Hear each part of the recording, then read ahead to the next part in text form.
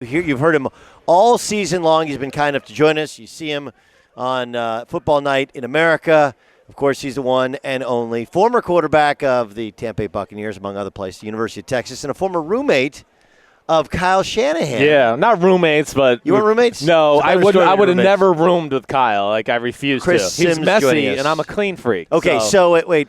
You first met Kyle when? Right after my freshman football season, he transferred in from Duke.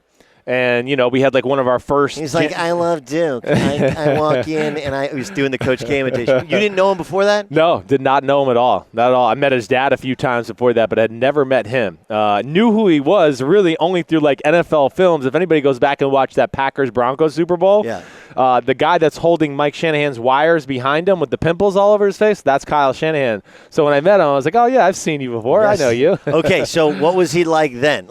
So he was – did he play? He did play. Yeah. He did. Wide receiver, right? He played, and I'll say this, Doug. I think if he comes like 10 years later, he might get a cup of coffee in the NFL, like that kind of guy. He was a slot receiver, but like nobody used the slot receiver in like 2000 and 1999. They did. They were called the Rams. Yeah, there was very few teams, right? It was very few. They had the slot machine. Yeah, they were one of the few. You're right. One of the start of it. And so we didn't know how to get that kind of guy the ball all the time. But, yes, he did play. He was a phenomenal route runner. He really actually rubbed off on the rest of our football team and was a psycho worker, just like he is now. That's why he's great, but tremendous energy. And, because he worked with guys like Ed McCaffrey and Rod Smith and all those guys, like our wide receivers loved Kyle because he would teach them things about route running. And then there he was, we'd get him one-on-one, and we had back in those days, we were legit Texas. Quentin Jammer was our starting corner. He was number 6 pick in the draft. We had studs all over the field, and he would go out there and dice them up and one-on-ones because he would just set them up with his body movements. He was good that way. Okay, as you progressed, you were an NFL starting quarterback. Yeah. He goes into the coaching side. When you got done playing, you went and coached for a year with the Patriots. Yeah, right. Why not go coach with him? Yeah, I don't think they ever asked me to. Yeah, I don't think this is one of those, you text him a lot and he doesn't get back with you a lot. No, you know what? Things have worked out okay now. They've worked out okay. So he was also with me in Tampa, my year 2 and 3 of my career. Really? When I was a starter there, he was the quality control. John Gruden one day walks into the quarterback room and he's like, Mike Shanahan just called me. Said he'd rather have his son work for me rather than anybody else in football. I think I'm going to have him be the quality. So he was there with me too. Yeah. And I was like, oh, that's great. So quality control, for people who don't know, is basically like you're the right hand of the head coach. Yeah. You bring all the tapes back. Depends, yeah. It depends. A little different in every organization, but the quality control is going to do all the dirty work for breaking it down on either the offense or defensive side of the ball. Right, that's what I did in New England. So if, week 1 in New England, we were playing the Jets, and week 2 we were playing the Giants, I was on week 2 while everybody was on week 1. Yeah, you had to go in the stadium and film people for the Patriots. You're funny. I'm kidding. You're funny. You're funny. But yeah, that's what footballs, all the fun stuff. All the good stuff. But yeah, that's what the quality control guy is in charge of, breaking the team you're about to play down. So when the coaches come to the office on a Monday morning, it's already laid out there. They got something to look at. Okay, this is their coverage. This is what they do, blah, blah, blah, blah, and you go from there. Okay, so I'll just tell you so you're a player's son, a great player, Super Bowl champion's son. He's a coach's son. Yeah. I'm a coach's son who played, and it's interesting because, my whole life we used to go to games when I was in high school and try and my dad and I figure out what offense the team, who could figure out what they're running first. Yeah, okay, right? I like you that. can tell by a cut or 2 cuts, they're running UCLA. They're running flex. So was he always doodle on a napkin guy? Was he where does this all come from? Yeah, well, okay. So we always talk football. We really did, and he was starving for knowledge. That's why I think he went to go work with John Gruden first. Not only did he already have a good base from what his dad did, but then he stole stuff from John Gruden, went on to Gary Kubiak, right? I think the big thing is that here's my big. Kubiak ran his dad's stuff. Kubiak ran his dad's stuff. Exactly right. And people gave Kubiak a lot of the credit for some top 5 offenses they had when he was in Houston, and Kyle called the plays. And I think that led to Kyle sometimes being hated on a little bit between that time and then with his dad in Washington. But this is where I think he separated himself. When I was in Tampa and like the starting quarterback, 7 o'clock at night, I'm getting ready to go home, right? I'm walking through the facility, whatever it is, and I'd look in the defensive meeting room, and Kyle would be in there, sitting on the floor in the back of the room. We had an unreal defensive staff. Monty Kiffin, Mike Tomlin, Rod Marinelli, who was just the D coordinator of the Cowboys, Gus Bradley, D coordinator of the Chargers. I'm missing Joe Barry, the defensive coordinator of the Rams. I mean, they were all in this room together. And Kyle would sit there and listen to them teach defense. And this is, to me, where Kyle became, he's fearless in what he designs as a play caller. But, Doug, his understanding of defenses. Like, I think if Robert Saleh got sick and was like, hey, Kyle, I got to go. I'm on my deathbed. I got to go. Like, Kyle would take over the defense, and he wouldn't miss a beat. He could coach both sides of the ball. He's like Belichick that way. But he learns the rules of defenses, and that's where he exposes people. So through his offensive side, if he gets you in a formation, if he's in a formation and he knows you're apt to play, okay, you're predictable, you play these 2 defenses every time I'm in this formation, he's going to come up with plays that are going to attack the rules of that defense and have players go on the sideline, but kind of like coach going, Coach, but you told me if this guy does this, I'm supposed to do that. And he'll find out the way to expose that to where the player doesn't know what to do, and then the coach has to change the game plan. What is it that Andy Reid does that's been able to be so successful with so many different quarterbacks? Fearless innovation. I think that's the big thing. A lot of coaches, and I think some of them, they're ultra-conservative people. They're like, the most conservative of like, you could be like, hey, Coach, I love this play. Can we run it? And they're like, nobody's ever taught it to me. You got to show me 20 clips on film. And you want to be like, okay, but like, what's that going to do? Whatever. I don't know about it. Well, how are we ever going to invent any new plays, Coach? I don't understand it. That's I had coaches like that where I wanted to say like, what, we got to try something every now and then, and we'll tinker with it. Andy's fearless. Andy does crap where I can turn on film sometimes and go, I've never seen anybody run that pattern of routes with 3 receivers. I've never seen him do it. But because he understands defenses, and then he's just like, hey, I'm smart. I know ball. I know their rules.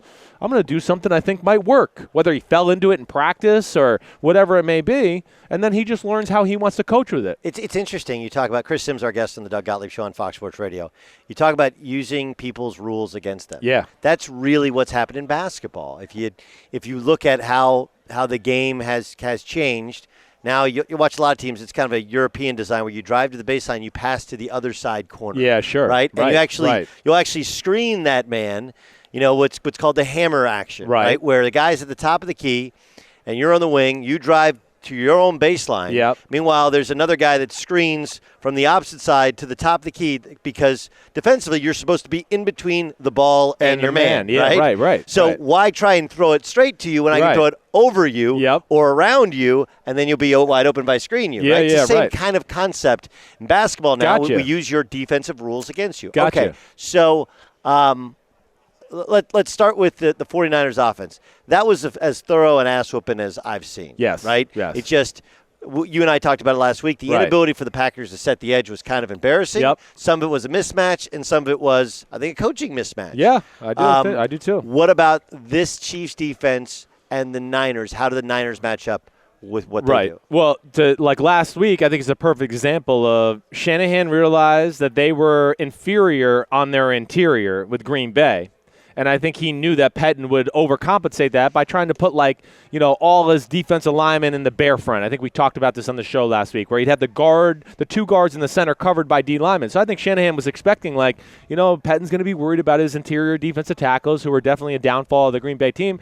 And he came up with all these outside design run plays to screw them over, to where, guys aren't setting the edge, like you're saying, but Za'Darius and Preston Smith got blocked in that game, I bet you a few times, where they were like, nobody's ever done this to me. Guy didn't block me, and then the next guy blocked me. And then Shanahan was creative that way to kind of screw them over. Kansas City is different, 1, because Spagnuolo is creative, but 2, they got great depth on their D-line and size, too. Real size.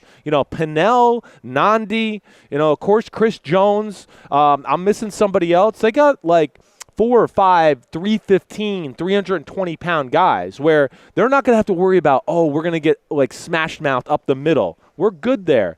And I think that gives them a great advantage. And then also the flexibility of Chris Jones to be able to play defensive end, where they can put two big guys in the middle, put another 315-pounder at defensive end, and then have Frank Clark as the weak side DN. That's where they have a chance to at least slow down the run game and then maybe put the game into Garoppolo's hands. Okay, help me out, because the layman in me says, wait a second, you're talking about all this size. Yeah. Isn't the whole art to the inside and outside zone that they have athletic linemen that can get outside and move and just get angles on those guys? Sure. Why does size in your mind work against us? Well, because Shanahan too has got more than the inside-outside zone. Like just like you saw last week, it starts with the inside-outside zone, but he's capable of branching off and really being a man-to-man blocking, pulling guards type of team too. Now, size is good. Hey, the Tennessee Titans are an inside-outside zone team. That's what they were killing everybody with. You go back and watch the Ravens game, you go, damn, it's the same three runs over and over again. That's just all they're doing.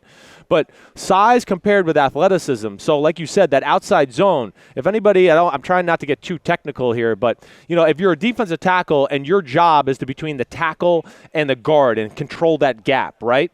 Well, Kansas City last week did a great thing in the Tennessee game. They stopped saying, stop shuffling down the line of scrimmage just to stay in your gap.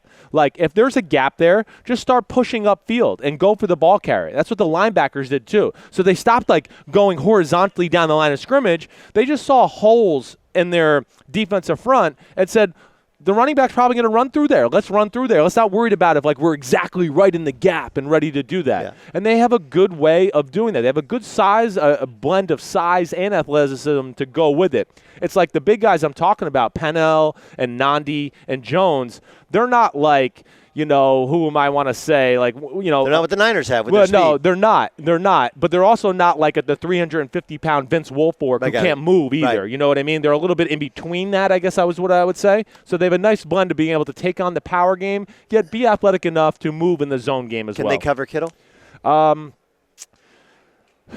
Yes, to a degree. I think they'll struggle with that in this game. I do, because I think they're going to be so worried about the run game that Shanahan's going to find little ways to sneak Kittle out in the pass game. Kansas City, they dabble in man. They're not going to live in it. But a guy like Tyrann Mathieu, if they feel okay, we think it's 2nd and 12, and here comes the pass game finally, I think he can give Kittle issues. And Spags will do W. He will do it. He will go, okay, it's 2nd and 15. I know they want to go to Kittle. I'm going to make him throw somewhere else. I'm going to double him and take him away like a Belichick or whatever and make them beat me with somebody else. He's not afraid to do that either. How can the Niners slow down Pat Mahomes? Because my thought is look, he's put up numbers. Yeah. But I feel like we're kind of collectively walking into the same trap that we walked into with the Patriots against the Giants. We are. That's what it is. Where you have this great pass rush. They can get to you with 4. And everybody's saying the only way we can win is if you can get to that guy. So they're rabid and foaming at the mouth by the time the game comes around. But I remember doing the Super Bowl in New York with all anybody talked about was Peyton wins another one, the offense, and I picked the Seahawks. I was like, yeah, good. I did too. The defense, the defense. Yeah, right. It's a team game. Yes, and you go back to not your dad's Giants, the Hostetler Giants team, right? But that was the Bills' offense, right? But it was the defense of the Cowboys of the Giants that dominated the game. Definitely. The Ravens both times they've won it. Is that what you foresee? Because you have all these weapons, all this shiny stuff. Right. You got a great play caller and a great quarterback, right? But can they protect him? This will be all right. I mean, the 49ers have not seen a guy like Mahomes all year, but I can promise you Mahomes hasn't seen a D-line like this either. And I think the parallels you just made, I think are very real. I really do. And the Kansas City Chiefs can protect. To me, the game is going to come down to just that aspect. Yeah. Can their defensive line get pressure? And then, okay, the plays where they don't get great pressure and Mahomes wants to float around and dance back there, can they close in on him to where he doesn't have enough time to make a 40-yard laser down the throw or turn up the corner for a 27-yard touchdown, something like that? I think they'll be able to do that. I think D Ford and Bosa and those two tree trunks from Oregon in the middle are unlike anything they've seen, and that's where I lean 49ers in the overall matchup. Before the splenectomy, you were Gruden's guy, right? You were Gruden's guy. Yeah. What does he want? Gruden wants a guy who I think has got a lot of personality, can control the locker room, have guys gravitate towards him that way, but also can be a jerk in a good way too, to be able to yell at players, have that balance of like, hey, you're my guy, but you just screwed up. What the hell are you doing? Right. What are you like? He wants that. Right. And then he wants a guy that, hey, I got a lot of offense and answers, but when my offense and answers don't work, because I'm not always going to be perfect, I want a guy that can make a play for me and get me out of a jam. And I think that's where the two things I look at Derek Carr, who's done a really good job. I'm not sure if he's always going to make that play to get you out of the jam. And he is not that personality getting guys. That's what I'm saying. Either. Those are the two things that I worry about there. So, yeah. Rivers, Winston, Brady. I don't see any of those. Because I think Rivers and Brady he like, could get. Yeah. But I don't know if he really. I mean, like they're not athletic. They don't he fit likes what guys he that wants. can move. He wants guys that can move. Right.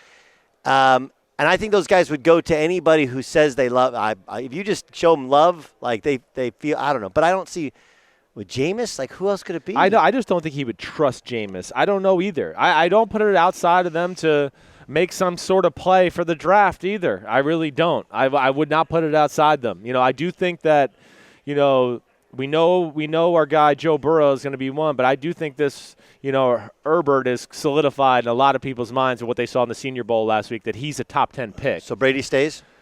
If you made me bet, yeah, I'm going to say yes. I think with McDaniels end up staying there, that increased my thought of him being there as well. But the big thing is going to be the money situation to me. Is Brady really, does he want to go somewhere and feel like he deserved to get paid $30 million a year? Because Bill's not going to do that. Yes. In my history, Bill will not do that.